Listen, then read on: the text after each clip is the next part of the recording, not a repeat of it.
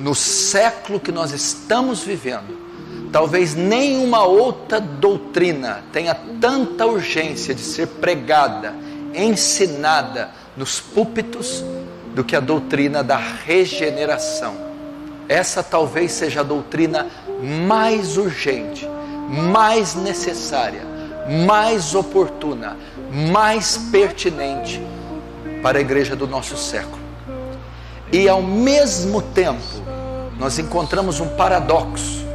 Ao mesmo tempo que é a doutrina mais necessária, importante a ser pregada, talvez é a doutrina mais esquecida, rejeitada, olvidada dos nossos púlpitos.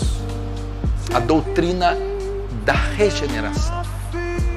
O que quer dizer regeneração especificamente? No que consiste essa doutrina? É a doutrina que fala do novo nascimento, do renascimento. É uma doutrina fundamental, sem a qual nós não ingressamos no reino de Deus. Nós não ingressamos na nova aliança. Nós não ingressamos nos benefícios do reino, nos benefícios da aliança. E doutrina sem a qual nós não ingressamos na maior promessa da nova aliança: novos céus e nova terra, a vida eterna, os céus. Sem novo nascimento, nós sequer podemos ser chamados de cristãos. A maioria dos males são causados por quê? Pelo pecado. Toda transgressão recebeu justo castigo, diz o autor de Hebreus. É o pecado. O salário do pecado é a morte. Não é isso? O que mais que causa os males? Satanás. Não é Satanás? E como, presta atenção, a causa do sofrimento, gente, é o pecado. É o pecado que traz todas as moléstias que você conhece. É o pecado, A ira vem do pecado, a soberba do pecado, a lascívia, prostituição, adultério, fornicação, homossexualismo, procede do pecado. A vaidade, a arrogância, do pecado, o desequilíbrio emocional, o desejo de suicídio, o assassinato, o ódio, a inveja, do pecado. Associa-se ao pecado. Qual é a outra fonte de mal? O nosso vil tentador, Satanás, que mata, rouba, destrói, seduz, tenta, influencia. Venha comigo, aprofunde-se, saia do subcutâneo, vá até o íntimo, vá até o âmago, vá até a medula do problema. Agora, como eu me livro tanto do pecado quanto de Satanás? Como eu combato essas forças invisíveis e destruidoras? Como eu as restringo, as refreio? Como? Usando a rosa ungida, o vale do sal, ungindo algum utensílio, fazendo alguma campanha neopentecostal? Em hipótese alguma. Como? Romanos capítulo 6 e capítulo 8. E o pecado não terá mais domínio sobre vós. Contra quem o pecado não tem mais domínio? Com aqueles que estão debaixo da graça e não da lei. É a conversão que elimina os efeitos do pecado. É a conversão que restringe, paralisa, estanca a força devastadora do pecado. É a causa. Agora, nenhuma condenação há mais para os que estão em Cristo Jesus, porque a lei do Espírito da vida me libertou da lei do pecado e da morte. O pecado não terá mais domínio sobre vós. Quando que o pecado deixa de ter domínio? Quando que que você fica morto para o pecado? No ato da conversão. na regeneração, no novo nascimento. Agora, como se vence Satanás? A Bíblia diz que ele nos libertou do império das trevas para o império da luz, do reino das trevas para o reino do Filho do seu amor. Houve um transporte, fomos comprados e resgatados. Portanto, tomai toda a armadura de Deus. Para que eu tomo a armadura de Deus? Para resistir às ciladas, porque não temos que lutar contra carne ou sangue, mas contra uma hierarquia organizada, inteligente, poderosa, principados, potestades, dominadores, forças espirituais da maldade, nas regiões celestiais. Como eu as venço? Tomai toda a armadura de Deus, capacete da salvação, couraça da justiça, cinturão da verdade, calça os pés do evangelho da paz, embraça o escudo da fé, toma a espada do Espírito. O que é isso? Conversão, vestir-se da natureza de Cristo. A salvação de Cristo, a justiça de Cristo, a verdade de Cristo, o evangelho de Cristo, o autor e consumador da fé, e a espada, que é o próprio Cristo. É nos revestirmos de uma nova natureza. Só o salvo pode resistir ao diabo, só o salvo pode combater o diabo, só o regenerado.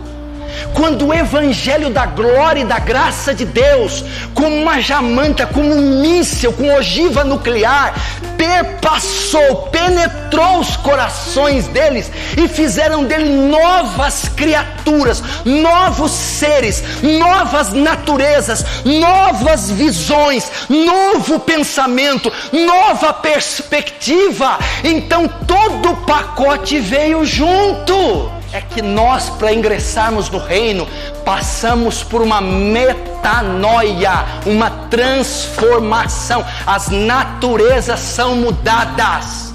Essa é a nossa maior e mais drástica diferença de qualquer outra religião.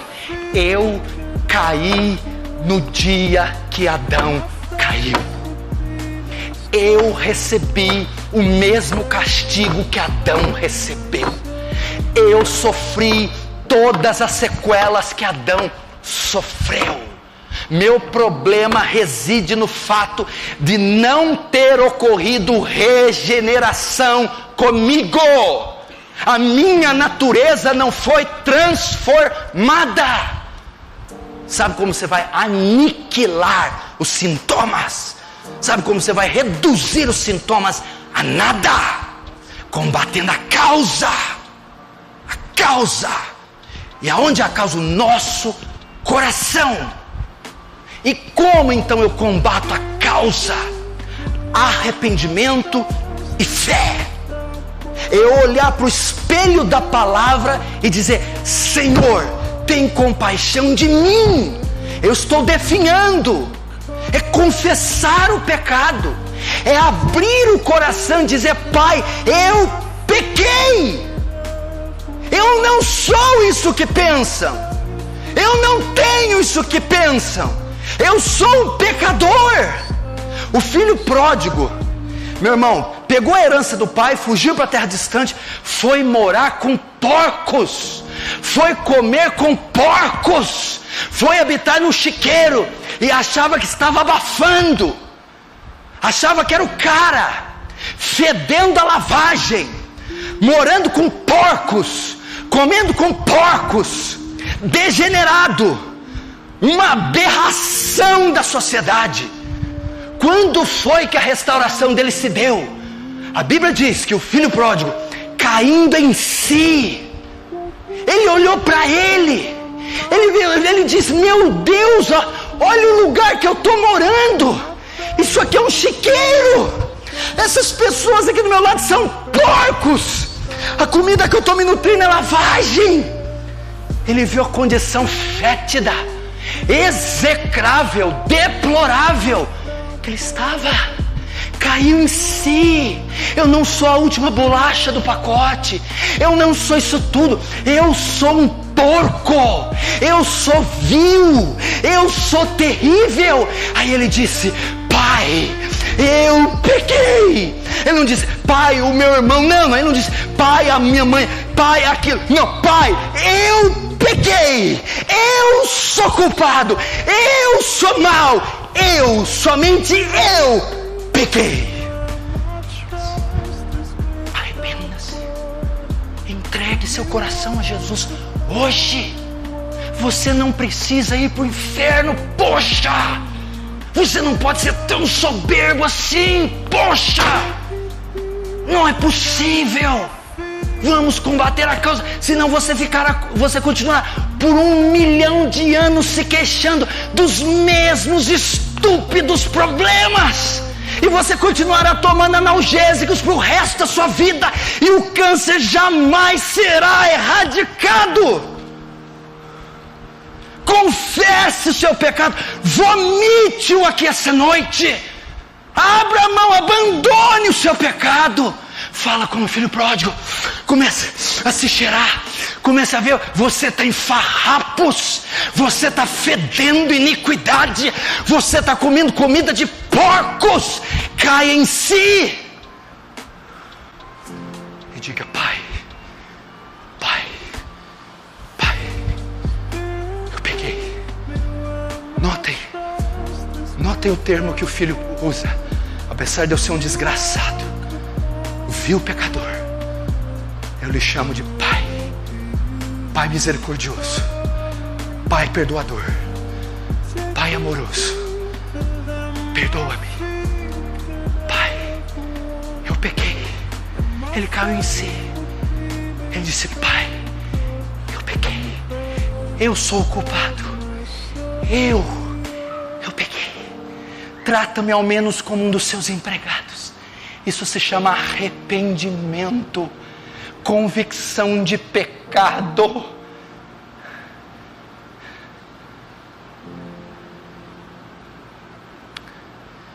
O que vai acontecer se eu fizer isso, pastor?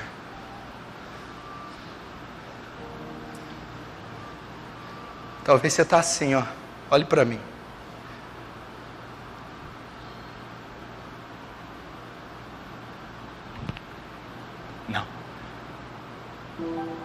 Não, eu não posso. Não, eu não posso. Por quê? Pastor, o senhor não sabe onde essas mãos já tocaram, onde esses olhos já foram. O senhor não sabe o que já passou por essa mente. Eu não posso. Não.